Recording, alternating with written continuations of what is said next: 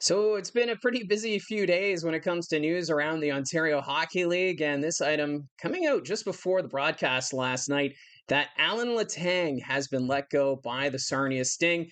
As the Sting, it's been a bit of a disappointing start to the 25-26 OHL regular season.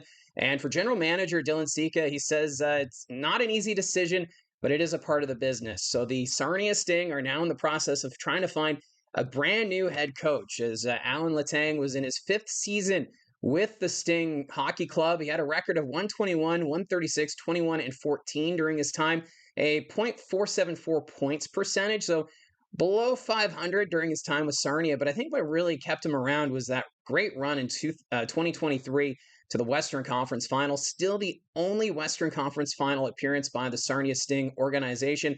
And it just felt as though that run brought a lot of hope to the city of Sarnia. Just the fans, they came out in droves, and the expectations for this club, it went up that much more. But then missing the playoffs now, back-to-back seasons, we started to see, especially on social media, how there were some Sarnia Stings fans becoming quite vocal about how they wanted to see change behind the bench. We saw the ownership change during the offseason, but they decided to keep things the way they are. They wanted to see how this would play out. Yeah, not winning any preseason games and then taking a while to get this season underway. The ownership group has decided now's the time to make the change. Although it's during their trip through the East Division. They have a game this afternoon against the Kingston Frontenac. So it's going to be a new voice right away, and we'll see how it all transpires. But yeah, not an easy decision here, I'm sure, for Sika and the group with the Sarnia Sting. But this is a team, like I mentioned, they've missed the playoffs back-to-back years. In junior hockey, yes, it happens sometimes. Look at the Peterborough Petes. They've now missed the playoffs in back-to-back years after winning a championship in 2023. But the Petes look primed as a solid team right now in the Eastern Conference, while Sarnia, they look like they're not progressing at all. And when they were in Barrie a couple of weeks ago, there was times where it just didn't seem like the team was interested. They were kind of out of joint. They forced overtime in that game, but I kind of felt like the Barrie Colts didn't really put much into it because the night before they were in Brantford and put on an amazing performance, winning on the road against the Bulldogs. So this is a Sting team that they want to make the playoffs. They want to change the direction. You can't trade all the players. So your next bet is to change the voice behind the bench. And that's exactly what Sika has done here. So this weekend or for today, Sika is actually going to be joining the Sarnia Sting on the road for today's game. He'll be on the bench along with assistant coaches Mason Baptista and Braden Guy. So they're going to be the ones behind the bench. It sounds like they're going to be coaching by committee to see how this goes as they try to turn this season around. But I don't know. Last year, remember they changed assistant coaches because Sarnia had that losing streak midway through the year. It's actually kind of around this point last year where things weren't looking so great with the Sarnia Sting. They changed their assistant coaches. They brought in Dave Matsos as an experienced assistant.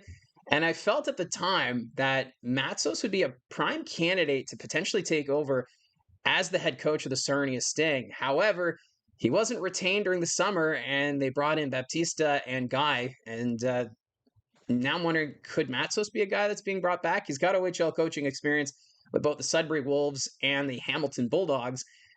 Could that he be a candidate as head coach? As I think, from my experiences with Matsos, a great leader. He's a player's coach, and maybe that's kind of what Sarnia needs right now. Change of direction, because when you look at their recent schedule, they lost Friday night 9-3 in Ottawa. That may have been the breaking point for Letang. And then on Thursday, they lost 5-3 in Peterborough. They did win in overtime last weekend over the North Bay Battalion, but remember, Diorio returned to the lineup after missing the start of the season due to injury.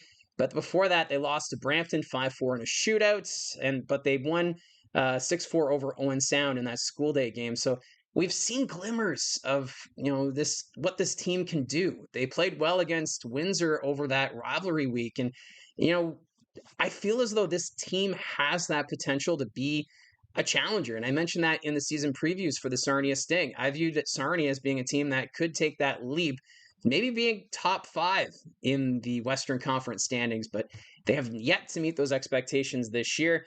And when you look at who the leading scorers are right now with the Sarnia Sting, Beckham Edwards leads the way.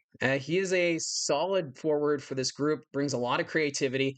9 goals, 10 assists, 19 points in 20 games of work. So not yet a point per game, but you kind of wonder with this change behind the bench and maybe some new systems, could Beckham Edwards kind of have a breakout here? That's almost what Sarnia needs. Diorio and Edwards, if they could have that breakout and help this team string some wins together, or at least get a point streak going here, you'll start to see that improvement in the Western Conference standings. Easton Welos, he's been having a great start. He's second in scoring, 9 goals, 7 assists, 16 points.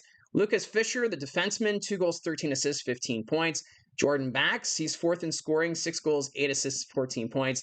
And then the top five, you got Ryan Brown, 3 goals, 11 assists for 14 points. So their scoring, it's quite low, especially when you compare that to other teams in the Western Conference standings. Only 64 goals for, which is more than Erie, who's below them in the Western Conference standings, but it is more than Kitchener, which is a bit of a surprise. I think I need to do a video specifically on the Kitchener Rangers because they've been struggling of late. But for Sarnia, 86 goals against. The only teams that have given up more goals in the Western Conference so far, Saginaw and Erie. And those are, the Otters I've already mentioned are below them, but Saginaw is a team that's just 3 points up on them in the Western Conference standing. So Saginaw is a vulnerable team here. And I think if Sarnia, with this change, could this create a bit of a spark to get this team moving forward in the right direction? Because I think that's what it comes down to. The team needs to just have that confidence. And maybe it comes from a voice on the bench, get the right systems in place, use the players the correct way. And this team, I think, could climb steadily. And we do see it quite often where there's a coaching change and suddenly that team puts together 2-3 wins in a row right off the hop. It's that coaching change boost or that bump. Maybe we see that here with the Sarnia Sting, but I know coming into the year, Alan Letang looked like he was on the hot seat after missing the playoffs for back-to-back seasons, and with that slow start to the regular season, ended up being relieved of his duties. And we'll see what happens next, because I think Sarnia, they have the potential. It's just how do we see that potential with the action on the ice? So let me know in the comments down below your thoughts on the Sting's decision to change head coaches. Who would you like to see take over as the head coach of the Sarnia Sting? And can this team get into the playoffs? Love the interactions. Thank you very much for all your support. Don't forget to hit like and subscribe. Talk to you again soon.